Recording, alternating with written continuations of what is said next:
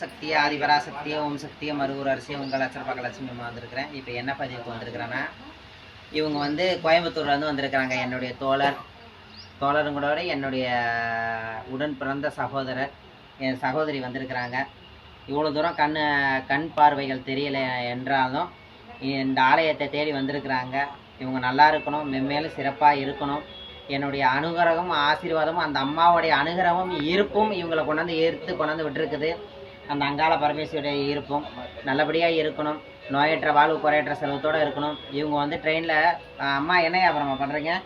வியாபாரம் பத்தி திண்டுக்கல் டு எந்தெந்த ஊருங்கம்மா?